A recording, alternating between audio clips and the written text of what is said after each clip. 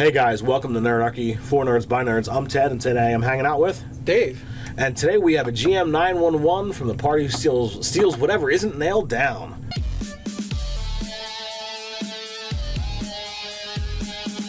If you have a GM 911, you can send it to nerdarchy@gmail.com or hit us up on the forums and the GM 911 section.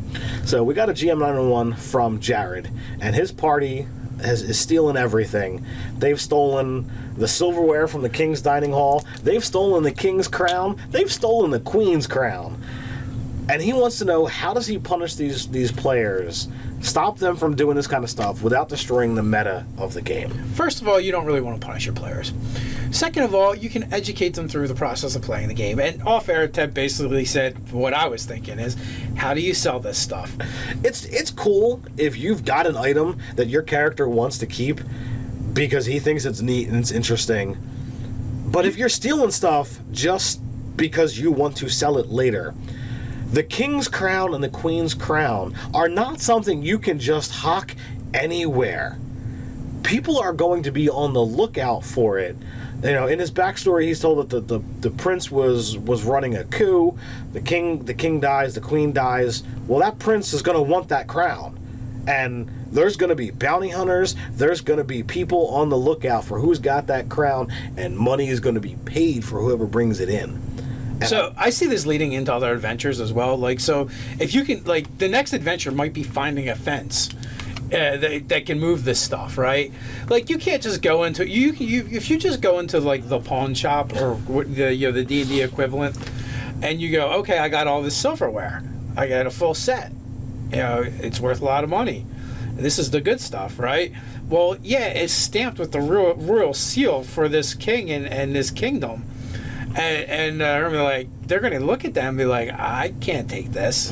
And matter of fact, they may call for the guards, or they may like, if your players are kind of naive, you can toy with them a little bit if you really want to punish them and be like, oh yeah, like he needs to spend some time, researching the value to sell, in order to buy it off of you. In the meanwhile, he sends for the boy that works at the shop, and then he sends him out on an errand. Right. Well, the errand might be to get the town guard. Right. Or the watch, because he doesn't want to get implicated in a crime from stealing from the crown. That could be a way to go if they're thoughtless and careless about how they do it. Right. If you're a nice DM, you can be like, well, this stuff might be a little bit hard for you to just sell. You might need to find someone, or there's going to be questions asked, or you can, depending on how your DM style, you can make them make checks. You can just give them the information if you feel something they would know. If you got smart players and they're like, oh well, it's silver, so I'm going to use my connections, and I'm going to get it melted down into silver bars and sell it as just trade goods. That's a smart way. If you've got a party, a rogue in the party, and they're part of a guild, they could try to finagle some kind of way with the different stuff. But either way, those things are going to be tricky. They could literally lead to adventures. Like you're like, oh, you know a guy that could smelt this down for you because you're a guild artisan and you belong to the guild. But he's like, this is a little shady. I'll do it for you, but I need something in return. I need a cut, or I need you to do this thing for me that I can't do myself. So these things, they present a problem if you're not happy with the style. But they do present opportunities for you to think outside the box and to allow the people to do kind of what they want to do. I'm not really thrilled of to play the character that's going to take every single item of value.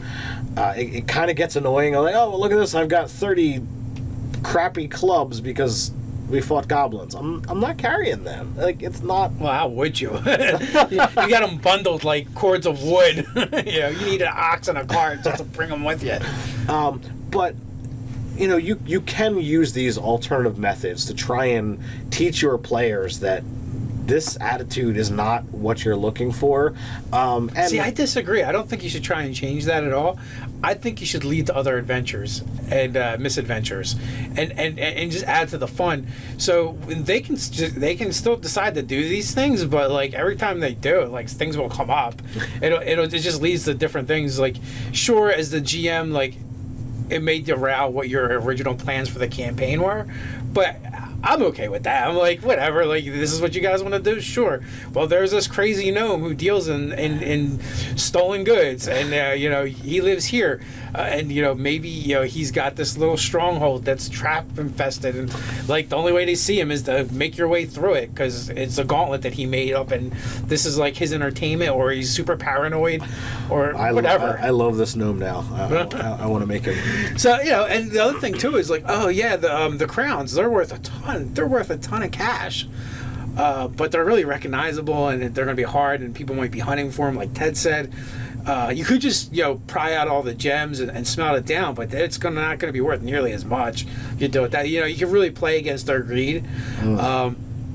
You know, maybe there's a magic. Maybe one of the stones is magic. You know, part of the hereditary line with this family is, you know, they had this one soul stone. It's possessed with a mighty mage, you know, a mighty mage that they imprisoned, or, you know, a demon or something like that. And they, you know, it's been and maybe even the prince doesn't even know, right? Because he hasn't been entrusted with the secret yet. You know, but they've been safekeeping this and the kingdom from this for, you know, for generations. When your players go, oh, we have to pry everything apart and melt it down in order to sell this stuff and not get caught. Okay, well, they accidentally released this archlich, or, you know, or this demon lord into the land. So, you know, again, like, these are opportunities. Opportunities are definitely there, but, you know, you also have to factor in that not every GM wants to think like that. Not every GM wants to run that style of game.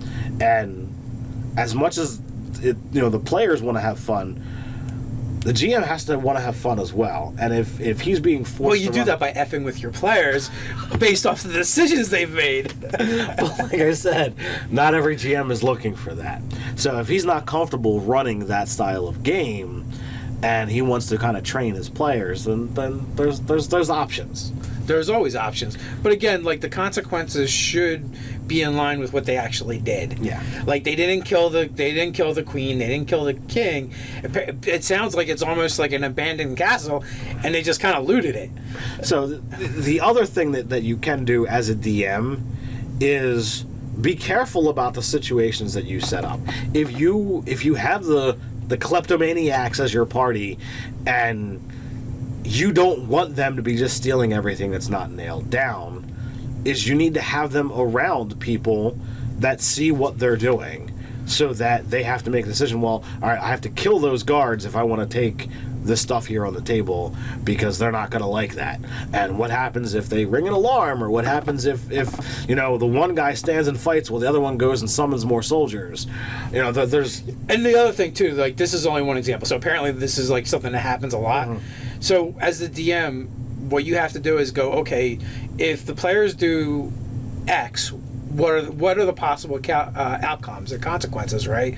You don't have to come up with it during the game, but afterwards you can jot down the scenarios that you think need to be addressed, and ask that question. What were the possible consequences for doing such? Like, and if there are situations that are set up by you that have zero consequences, well, that's your fault. You did that. Right. You know, but it's like Ted said, but if there's things around, like if they have to kill a guard or you know, or detain guards or knock guards out, well, then that's different. Like, now there's actual consequences that can happen. They have to make choices. And if you're running a game where you're expecting your players to be heroes, even if they're a touch shady heroes, they're still heroes. If they're supposed to be saving the land and they're knocking out guards for an extra 2 gold pieces, are they Firefly heroes, or are they like Lancelot heroes? You know, that's the question. Right. So I'm certain you guys out there have some awesome suggestions that you're going to weigh in on there. So Jared, make sure you check out the comments down below.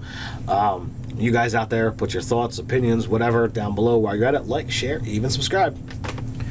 And you can check us out over on Twitter. Send us your tweets. So until next time, stay nerdy.